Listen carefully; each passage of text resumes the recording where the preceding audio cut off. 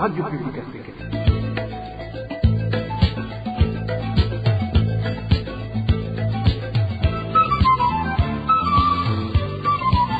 Radio Publique Africaine.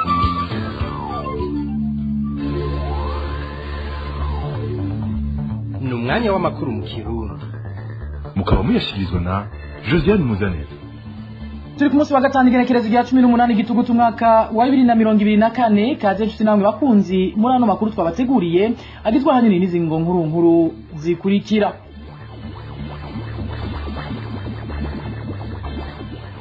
Abanyagihugu bo mu Maramvya basaba abajejwe intwaro kubakura kimbonera kure zidasiba kubatoteza no kubaburagiza mu bikorwa byabo vya misi yose ni mu gihugu gwaruka rw'inkorabara ruhurikiye mu mugambo uri ku butegetsi CNDD FDD rwabategetse kuba bugaya amabutike yabo hatarenze isaha imwe y'ijoro.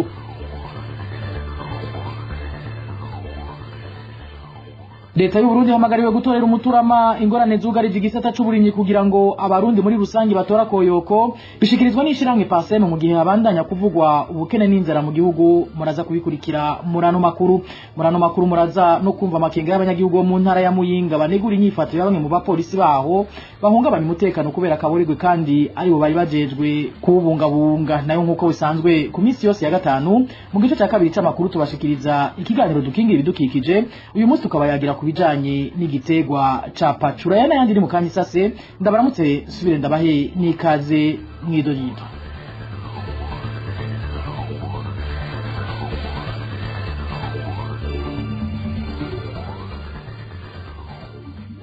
Ndasubiye kubaramutsa n'amakuru tuyahere mu yavuga mu gate y'akazi na muntu aho ngo kubona Eklezia Gatolika iguma mu gacerera aho gusaba amatohoza yimbitse kubijanye n'icaho umupatiri wo kw'ishure Christ Roi yagirijwe cyo kugobiza aragiye bigaragaza ko yahisemwo guhishirira uyo yihebeye Imana bivugwa n'urunani CBDDH ruharanira gate y'akazi na muntu mu Burundi.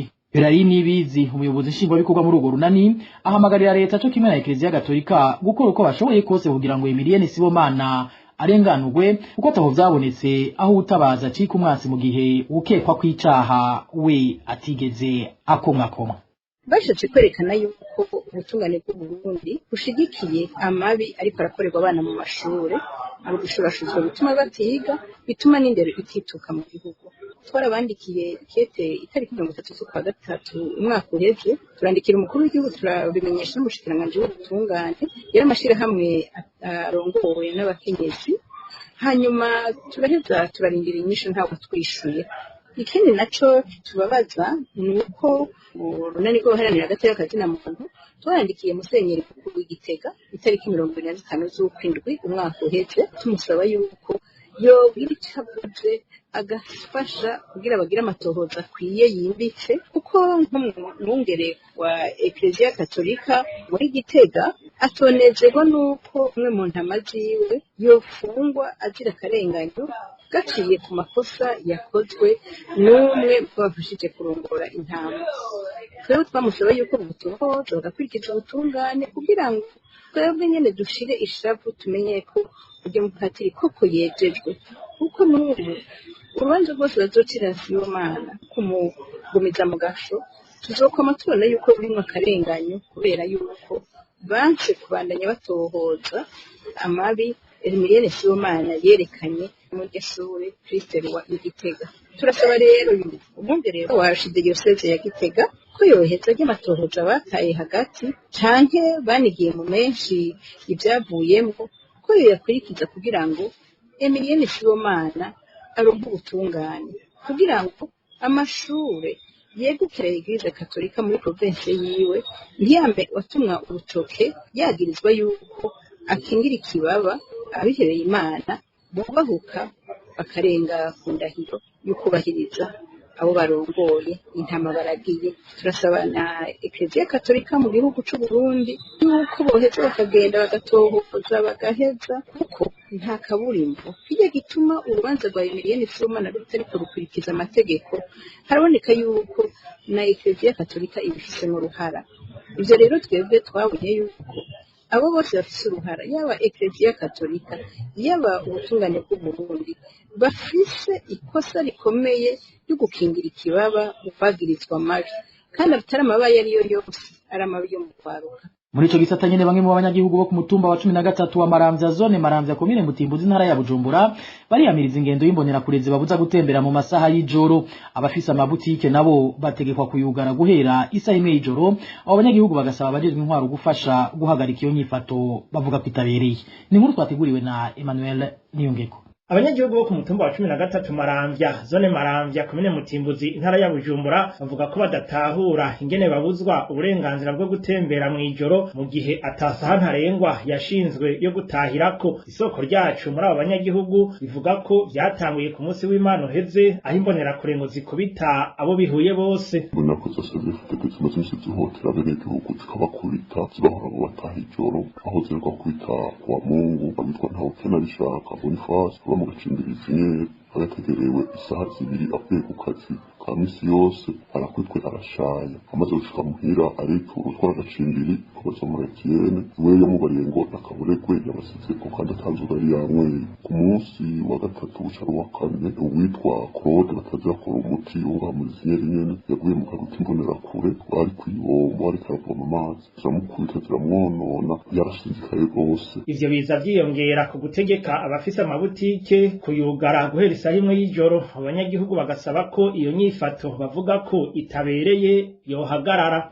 Nta butike n'imwe saa moya iba yuguruye imbonera kure baba bamaze kuja kuzugaza. Abenegihugu tuja gusoma ko tuvuye kuhangayika turasaba rero abatwara ikomine cane cane n'abatwara izone ko bohagarika ivyo bintu umutungo wasubira no kuko rusanzwe umeze kandi kuko twajagari mu gacimbirizi nyene no mu gacimbirizi rusare handi bose aratuje. Abanyagihugu bo mu Maramvya bavuganye na RPA bakeka ko iyo ngendo y'imbonera kure yibonekeza muri iyi minsi yo bifitaniye isano n'itogwa rya grenade zine ku munsi wa kane w'indwi iheze. Ubwisoko ryacu ivyo bisasu ntezwa ntoke vyatowe mu itongo ry'urongo y'imbonera kure kuri uwo mutumba wa 13 Maramvya azwi ku mazina ya Augustino Nikiza. Muri kino gihe abajejwe intwaro hamwe n'abajejwe igipolisi ku rwego rwa komine ngo boba bariko bararondera uko iyo dosiye yobakamizwe n'ingoma. Mu ruganda rwa radio RPA ntitwashoboye kuronka Albert Nshimirimana arongoye zone ya Maramvya cyo kimwe na Simeo Butoyi musitanteri wa komine Mutimbuzi kugira ngo twumve ico babivugako.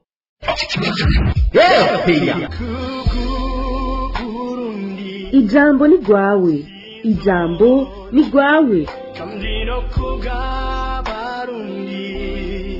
Igenekerezo rya 21 Gitugutu umwaka w'1993 niho Perezida Melchior Ndadaye yagandagurwa. Imyaka 31 iraheze umuco kubamugandaguye utarashigwa habona. Mbega mwijoro ikirimba ciwe categwamwo byari byifashe gute? Ahashikaniwe mwikambi ya Muhaho byagenze gute? Bazira kadere.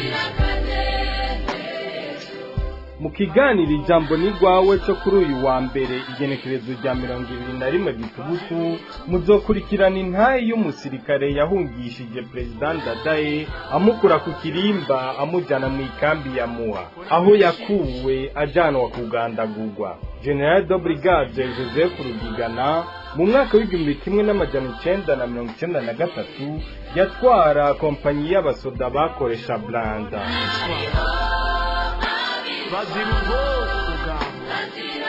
Ikiganiro ijambo ni rwawe muzobikurikirana ikibiriraho ku mbuga zitandukanye za RPA kuva igihe cy'isaha 12 z'umugoroba mu masaha y'Ibujumbura. Mu makuru ajanye n'intwari ibereye naho umwimbu utiyongera mu bijanye n'uburimyi hamwe n'ibiciro by'ibifungurwa biguma biduga uko bukeye ko bwije ni bimwe mu bituma igihugu c'u Burundi kiguma cugarijwe n'inzara hamwe n'ubukene bishikirizwa n'uburongo yishiramwe PASEM. Faustin Ndikumana agasigura ko abategetsi b'u Burundi bakwiye gutorera byihuta umuti w'ibibazo byibonekeza mu gisata c'uburimyi kugira abarundi bashobore kuronka ivyo bafungura bikwiye. Kurikira Faustin Ndikumana arongoye ishiramwe PASEM. Aheruke guhimbazwa umunsi wahariwe gufungura ku isi n'umunsi wahariwe kurwanya ubukene ku gihembwe cya 2017 ishyirahamwe PASEM ryagize rishikiriza. Bwa mbere hoho nuko dusubiye mu minsi yahera tukaraba ibyari byavugiwe mu nama rukoma y'uburimyi nuko ico gihe vyerekana ko igipimo c'inzara ico gihe cari 40% bakavuga ko abarundi bari mu bashobora kuba badafungura bikwiye uravye abandi mu bindi bihugu. ivyo rero urabona haraciyemwo n'umwanya munini w'ingorane za politike n'izindi abantu kumbura bandanya biyongera ugacuraba ibiciro vy'ibiribwa aho bigeze gushika uno munsi urabona yuko bituma amikoro y'ababigura aba make ivyo rero bica vyongereza gufungura ibidakwiye bikongereza n'ubukene cane mu miryango kuko iyo ibifungurwa bizimvye cane ubukene buca bwinjira mu miryango ku buryo budasanzwe hanyuma ukaraba rero n'ingene umwimbu mu Burundi uboneka uravye ivyo bitaranze par hegitare berekana yuko mu Burundi ukiri hasi uravye moyenne cyane kuvuga muravye mu bindi bihugu vya Afrika nyene bimeze twibaza rero yuko ibintu bituma ibyo mu bitiyongera neza n'ibintu ijana vy'amatongo yagabanutse ubavuga yuko ari munsi ya 0,5 par hegitare igice c'hegitare ku muryango ugasanga ibijanye n'umwavu ugasanga kubudakwiye ugasanga ibijanye n'imbuto zibonetse zitevye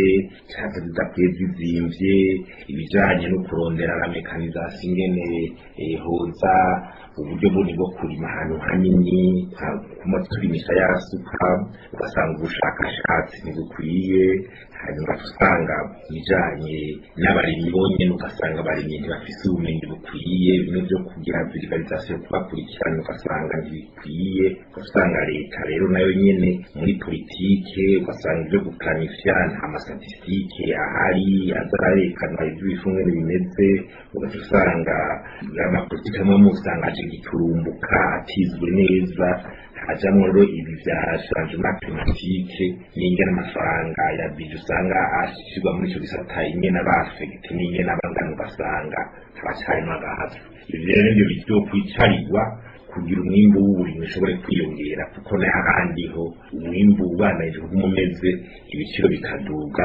tuzoguma usanga turiko turasubira inyuma. Tukivuga ibijanye n'intwari ibereye nyene abanyagihugu bo muri segiteri ya Mugina zone Gitara komine Mabanda intara ya Makamba baridogera umukozi akorera kuri gishe ya Kopeke Mabanda kwatangisha igiturira baje kuri ifumbire iyo utamufumbatishije abo banyagihugu bavuga ko ushobora kwatonda indwi zibiri zirenga utarashikirwa kuko ashira imbere abamuhaye igiturire n'inkuru ya Clovis niyo nzima. Vyamungu Desire niwe mukozi wa Kopeke Mugina ajije kwandika abatanga avance yangeri kuri gishe yiyo Kopeke. Uyu nkuko makuru duhabwa namwe mu bituri iyo Kopeke avyemeza nta kintu na kimwe ashobora kugufasha atamahera mufumbatishije muri iki gikorwa cyo kwandika abaja kuriha amahera yangeri nkuko bisigurwa n'uyu murimyi.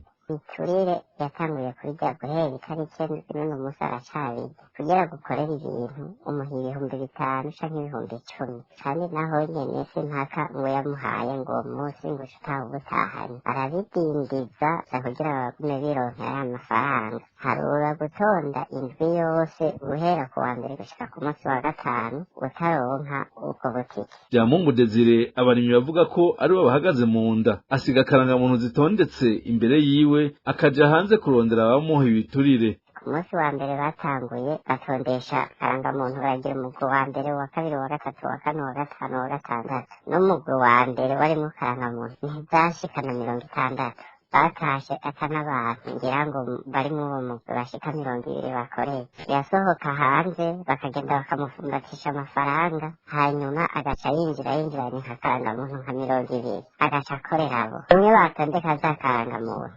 twaratonze uno munsi ni ku munsi wa kane w'indwi igira kabiri.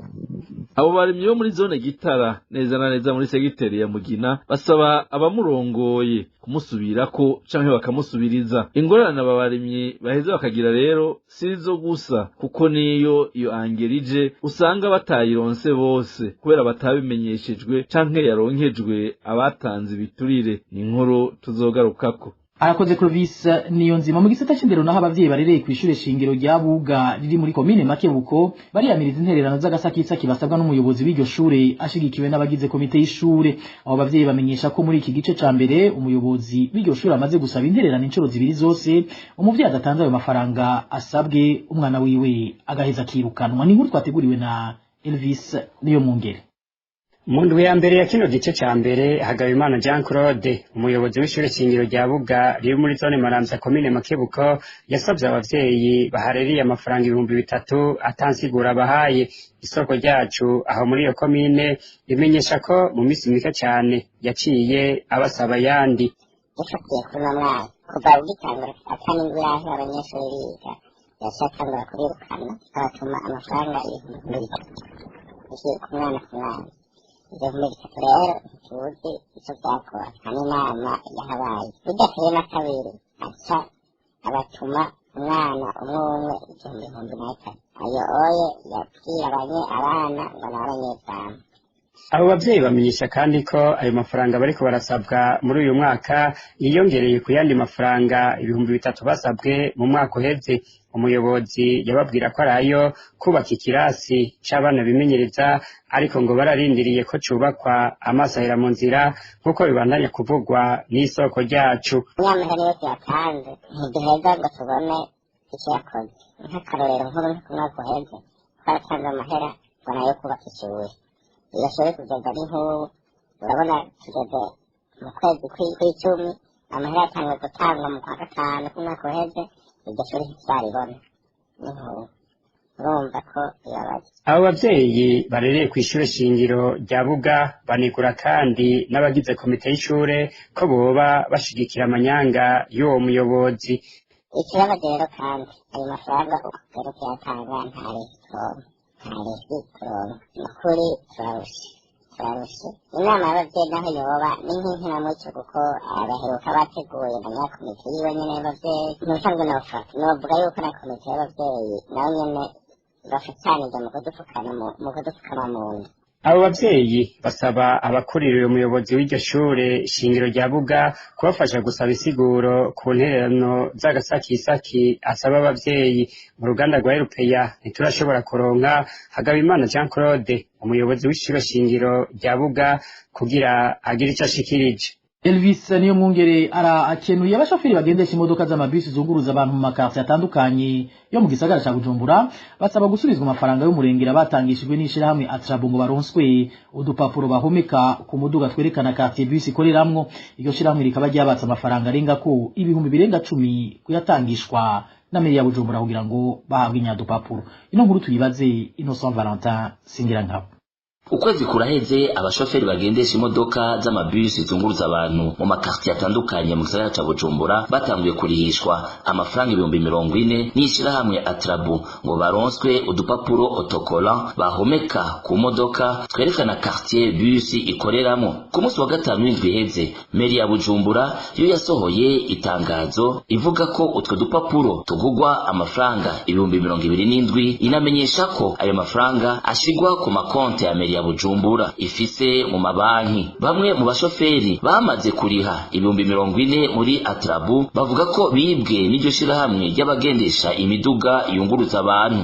Ko ababa ukwezi tugivuze 40,000 muri Atrabu. Atrabu yavuga yuko yatumwe na meri agenda ukayariha muri Atrabu bakaca bagwa akareshi. Mugabo uko kwezi twari tumaze kuzigura haciye haza itangazo rya meri rivuga yuko tutegerezwa kuriha 27,000 ya autokora tukayira ku makonti ya meri. Ko muri parking zo mu gisagara ca Bujumbura tumaze iminsi twidoga ku busuma buriko burakorwa n'ishirahamwe ryitwa Atrabu rirongowe na Bosco Minani. Kugeza ubu rero twe ntiturabona ico dufata n'ico tureka. Abo bashoferi bagasaba abajejwe ivyo gutwara abantu n'ibintu muri meri ya Bujumbura kubatunganiriza. Uruganda rwa RPA twarondeye Bosco Minani arongoye Atrabu ariko twamuhamagaye habura uwitaba. Twarondeye kandi Jimmy Hatungimana umukuru w'igisagara ca Bujumbura ariko ntitwamuronse. RPA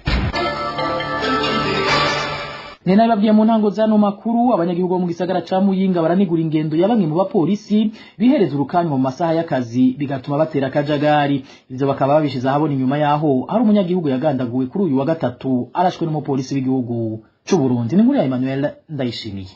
abo bapolisi bibonekeza cane cane mu bubare budandaza ugwagwa aho ku mugwa mukuru w'intara ya Muyinga mu masaha yo ku murango. Abo bapolisi kenshi barigenza kugira batera akajagari, ivyo babikorerana cane cane bene utubare kugira bahebe babafumbatisha amafaranga nk'uko uyu munyagihugu w'Imuyinga abivuga. Ububare bajamwe n'ububare bwegereye nyine bwa Centreville bw'inzagwa inzoga z'ikirundi niho usanga batembera banwa ngo barigenza bashobora no kwigenza ku mudandaza bakamubwira ko bigura amata ataragira mugabo ni mu ntumbero kugira ngo baronke ivyo babafumbatisha. Abanyagihugu bahi Muyinga bavuga ko abo bapolisi baba baraye ijoro batoza amafaranga, ayo mafaranga batoje ngo niyo birirwa baranywera amasaha yo kumutaga. Polisi baja ku mabariyeri saa 12 z'umugoroba niho baja ku mabariyeri saa 12 zo mu gitondo aho bakaba bayavuye ku mutaga nyene baba bari mu bubari ngira ayo baba barose mw'ijoro nyene niyo bacazindukira ko bakazinduka baranwa baborewe nyene nimba ntibihangane banyene n'abaca bateza akajagari. Abo banyagihugu bo ku mugwa mukuru w'intara ya Muyinga basaba ababijejwe gusubiza ku murongo abo bapolisi bahungabanya umutekano aho kubukomeza. Ivyo abo banyagihugu babishiza habona inyuma yaho hari umunyagihugu yagandaguwe kuri uyu wa gatatu arashwe n'umupolisi w'igihugu cy'u Burundi ku mutumba Gatongati zone Rugari komine n'intara ya Muyinga. Emmanuel Ndayishimiye mu bijanye n'imibano naho haraheze ikiringo c'ababindwi atamuyaga nkuburangwa muri quartier Kajaga komine Mutimbuzi mu ntara ya Bujumbura. Abanyagihugu bari basanzwe bakoresha umuyaga nkuba mu mirimo yabo ya misi yose aho muri quartier Kajaga bakavuga ko ubigoye kuko akazi kahagaze biturutse ku bukene bw'umuyaga nkuba. Hidorido na Remi Nderagakura. Aho muri komine Kajaga zone Rukaramu komine Mutimbuzi mu ntara ya Bujumbura bamaze indwi bari mu mwijima udasanzwe. Abanyagihugu baho barara ntibuca bicura abasuma kuko isoko ryacu ibitumenyesha. Shanike gushika mu Kigaramango ata matara aboneka, ni ukuvuga ko umwijima urangwa muri iyo quartier ni mwinshi cyane. Ubu turatunakanura kubera twicura abasuma ko bashobora kuza kutwiba kubera atabona. Iyo soko ritumenyesha kandi ko n'abasanzwe baharangurira imirimo bakoresha umuyaga nkuba batagishobora kubeshaho imiryango yabo. Ushaka gutesha ubududu ntaronka buteshereza umuntu akoresha imashini isudira ariyo yaravuye n'uranura muko ntaronka shefu ca ruguru nukuri turarembye barakwiye kudufasha. Kubera ubwo bukene bw'umuyaga nkuba abanyeshuri nabo nyene ntibagishobora gusubiramwo ivyigwa vyabo mu masaha y'umugoroba. Abo banyagihugu bo muri quartier Kajaga bagasaba ishirahamwe Regideso gutorera inyishu ico kibazo c'umuyaga nkuba. Tukaba twarondeye ishirahamwe Regideso bakaba batwemeye ku gico batwishuye ko hanyuma. Tukengurukire nawe Beremi Nderagakura. Imbere yuko dusozera no makuru tubayagire kubijanye n'uburimyi bw'igiterwa citwa pacuri ni mu kiganiro dukingire bidukikije categuwe na mugenzanje Eloge Divan Remisha.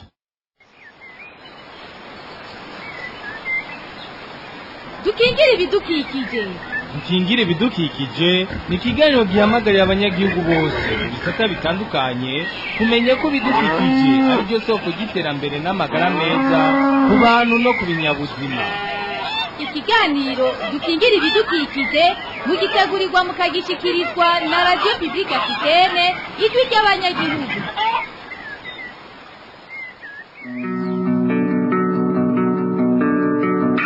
Igiterwa cha pacuri ni igiterwa njabukamazi kikaba gikomoka mu muryango w'ibinyabuzima vyitwa Lamiaceae. Cyatanguye kurimwa mu bihugu vyo ku mugabane wa Aziya nka Indonesia, Ubushinwa, Philippines hamwe na Malaysia.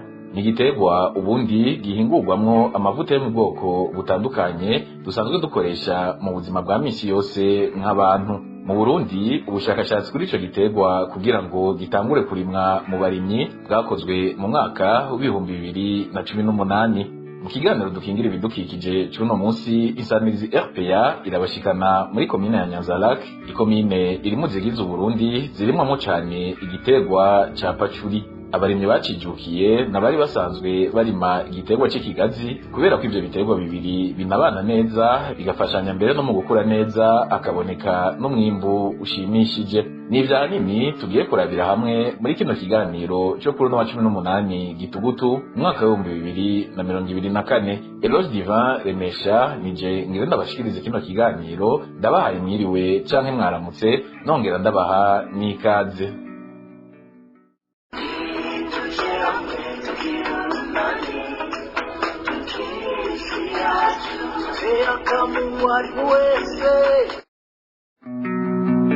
Nshuti bakunzi bisamirizi RPA ijwi ry'abanyagihugu ndasubiye kubaha ikaze mu kiganiro dukingire ibidukikije. Nkuko mwari muhejeje kuvyumva mu ntangamarara, pacuri ni igiterwa cyakozwe ko ubushakashatsi mu mwaka w'ibihumbi 2018 mu ntumbero y'uko abarimyi batangura kukirima mbere banagikuremo umwimbu gutyo biteze imbere. Pacuri isanzwe ihingurwamwo amavuta atandukanye, aha twavuga nk'ayo kwisiga amoga neza, ayo bita parfum mu gifaransa, hamwe n'ayakoreshwa mu buvuzi bumwe bumwe. Mu mwaka w'ibihumbi 2018 rero ni ihinguriro ry'amavuta akomoka mu giterwa pacuri yitwa Elaga ryatanguza ibikorwa by'ubushakashatsi bifatikanije n'ibigo vya leta arivyo Izabu, ONCCS hamwe na kaminuza yitwa Wageningen yo mu bwami bw'Ubuholandi. Ivyo vyigwa vyatumye hemezwa ko mu Burundi hashobora kurimwa ubwoko bubiri bwa pacuri aribwo bita mikoro, ifatwa nka pacuri ikura ifise amababi abiri hamwe n'ubundi bwoko bwitwa karenzo bukura bufise amababi atatu. Twaraganiriye n'abarimyi b'igiterwa ca pacuri baraduha isanamu y'ico giterwa mu gusigura aho kirimwa, uko gisoromwa, akamaro kaco hamwe n'uburyo bakirimamwo. Bano barimyi nabo muri komine ya Nyanza-Lac iherereye mu ntara ya Makamba. Pacuri bayirima ahantu hari ibigazi hari ivu ryirabura, hanyuma kurakirandarara nyene kugiye gusanga birandarara biduga nk'ubu giti canke vya kumwungu umusoma kugahana habaha amababi yavyo. Amavuta ava muri iyo pacuri umusanzu urima ahantu hanini cane, urumva ko ari amababi, urumva baha kuja kwicaye, urumva ko ari amababi, bisaba kuba wateye ahantu hanini cane ko uraha ukanikira. Igiterwa pacuri mu ncamake ni igiterwa kiba mu bice vy'ikiyaya c'Imbo canke mu bice nk'ariya mu Rutana na Vere za Susuma gutyo canke Bukemba, mugabo kiba ahantu munsi ahatagira ibigazi, kiba munsi y'ibitoki gutyo uko gishaka agatutu nk'umuco. Hanyuma igiterwa pacuri kirimbuka mu gihe kirose gikurikiranywe neza cane gose, uko pacuri ntigoma ishamba, hama mu kwimbuka gisoromwa hakurya bakimbura hakurya kw'icayi.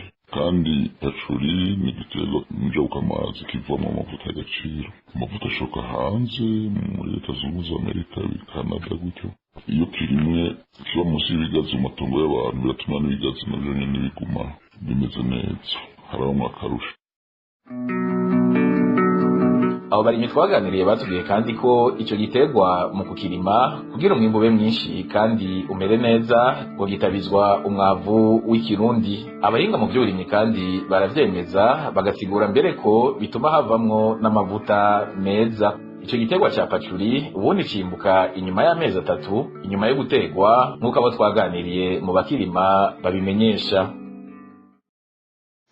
Usanga n'igiterwa c'amababi umuntu atera nka kurya atera baracama amabango mugabo bakayashira ahantu harimye, hanyuma iyo bishobotse ufise nk'amasi urayashiramwo, mugabo nawe utayafise uratera, kuko inyuma y'indwi zibiri gica gitangura kunaga ko mu mezi 3 utangura gusoroma. Hanyuma ku mwimbu wa mbere nta kunguko kabaho, mugabo iyo usoromye bica bishamika bica bigwira. No ku mwimbu ugira 3 naho nyene bica bigenda gutyo nyene. Umwavu mu bisanzwe abahinga bavuga ko ukoresheje umwavu w'ikirundi ariyo havamwo amavuta y'agaciro, kandi biramaze kugaragara neza yuko amavuta ava muri iki gihugu muri pacuri usanga ari amavuta naturere. Rero kuko usanga turiko turahiganwa n'ibindi bihugu bikirima nka Indonesia, usanga rero twebwe turi imbere cyane rwose. Mu mwaka urashobora kwimbura inshuro 4, kuko wimbuye mu mezi 3 urarindira n'ayandi mezi 2 canke 3. Hegitari imwe urashobora kuyironkamo itoni 2 canke itoni n'inusu, ibintu nk'ivyo. Umwimbu umaze kuboneka rero abarimyi b'igiterwa ca pacuri baraheza bakagishora bakakigurisha ku kilo.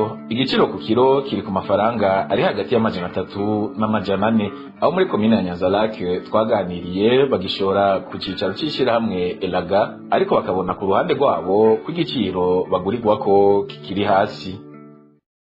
Iyo dushoye abarimyi twese duhurira turafise koperative yitwa Ihuriro, ihuriro imugarama hanyuma aho nyene umunyagihugu wese arafise konti muri microfinance yitwa wise rero igihe uba washoye ibiro vyawe biba bizwi wewe ugenda usanga amahera bayagushiriyeko kuri konti yego rero ibiriko tugarukako ntaco umuntu yobivugako mugabo uretse gusa muri ishirahamwe iraga niryo ririma nyene ico giterwa pacuri icyo tubona ni uko bubatse amazu akomeye amahinguriro hari ihinguriro rikomeye ahantu ku musatswe ku mutumba wa mvugo muri komine nyanzarake ni ihinguriro rikomeye kabisa rya kijambere mugabo ntirishobora kuronka ivyo rihingura ku munsi bivanye n'abenegihugu kuko bagiye baragira hantu baradebukirwa bivanye n'amafaranga babona ko ari make ubundi bwo cyafasha kuko urazi ko udashobora kurima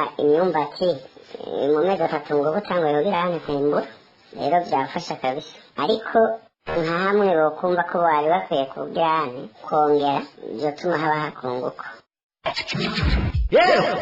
uwo munyagihugu yahora abura haritoborera canke nyine agatinya no kuritobora kubera gutinya umutura k'umutwe butaratamanzura iyo yiteye mu ngundu y'igitoke canke iyo yisakiye mu gisaka aho naho atari karakinjakinja mu mukenkekenke ukamuha imikoro akabona kwikora mu gahogo. bakunzi b'isamizi RPA turacari mu kiganiro dukingire ibidukikije turiko turabira hamwe ibijanye n'igiterwa citwa pacuri kirimwa mu ntara zitandukanye z'igihugu.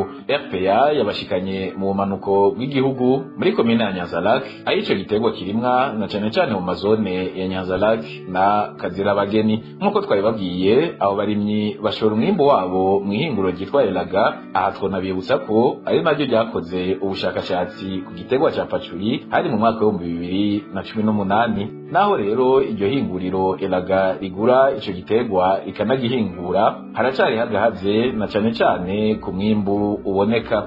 Abarirongoye hamwe n'abajeje igisata c'uburimyi muri ryo baravyiganira radio BBC gahuza miryango. Aya majwi twakuye kuri iyo nsamirizi na ya Olivier Rubera-Intwari aramutswe ihinguriro Elaga hamwe na Janvier Miburo umuyobozi w'uburimyi muri iryo hinguriro. Uru ruganda mubona rufise inkono zine, inkono imwe yose ijamo ibiro 200 by'amababi yumye. Ivyo biro 200 tubironka bivuye mw'itoni ibiri 1000 by'amababi mabisi. Urumva ni conversion de 20%. Turashobora gukura mu ivyo biro 200 hagati y'amaritiro 3 n'inusu n'amaritiro 5. Murumva yuko nko gukama ishuri. Umunsi duse abarimyi 1438 nibo barima icyo giterwa bakagishora muri Elaga muri Mungana Nyanza-Lac duse magitari 658 niyo magitari dufise barimamwe. Umva umunsi rero barima hama bagashora muri Elaga tukabagurira. Iyo bashoye ku mwaka ubuya turonka itoni 900.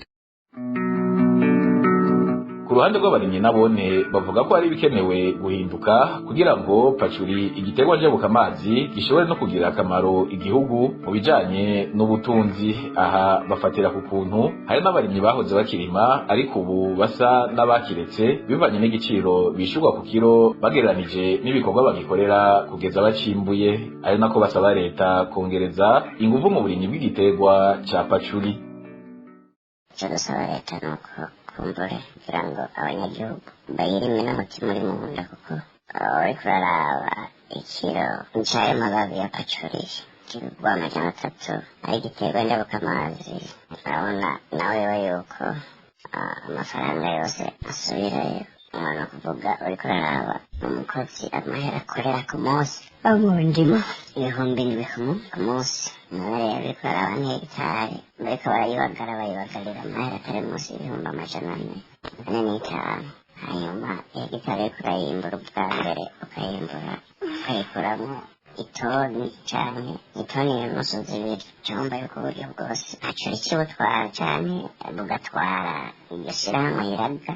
Rero dusaba yuko niburiburi bokwiga bakaraba baravye ingene ifaranga ry'Uburundi ryataye agaciro bakaduza kabisa. Twe twavuga yuko ikiro cogwa nk'ibihumbi 2 ariko boraba niburiburi ntabe munsi y'igihumbi kuko rero turumva yuko ico giterwa ni igiterwa gikomeye, igiterwa njabuka amazi mugabo natwe kimwe na rimwe ukamenya caciye kidusubiza hasi kuko iyo umuntu arimye pacuri nta kindi giterwa rimwe na rimwe asubira kuja kurima kuko yamira kubagara kuko pacuri ni igiterwa kitigera kigomba ishamba.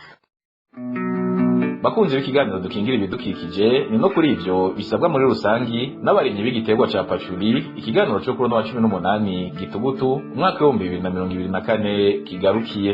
Twariko turabira hamwe aho uburimyi bw'ico giterwa bugeze mu Burundi, tukaba twari twafatiye ku barimyi bo muri komine ya Nyanza-Lac iherereye mu ntara ya Makamba. Mwumvise ko ari igiterwa kirimwa iruhande y'iki kigazi ahenshi, mbere ivyo biterwa bibiri bigafashanya hagati yavyo mu gukura neza. Mwumvise kandi ko ari igiterwa njabukamazi gishobora guhingurwamwo amavuta muga neza bita mu gifaransa parfum n'ayandi akoreshwa mu buvuzi bumwe bumwe.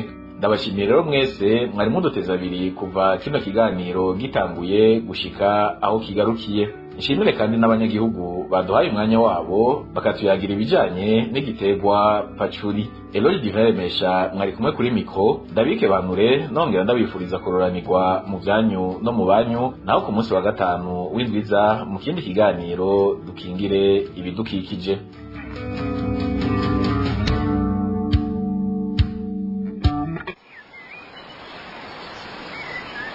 Cari ikiganiro dukingira ibidukikije, ikiganiro mutegurirwa mukagishikirizwa na Radio Publique Africaine ijwi ry'abanyagihugu ku minsi yose ya gatanu.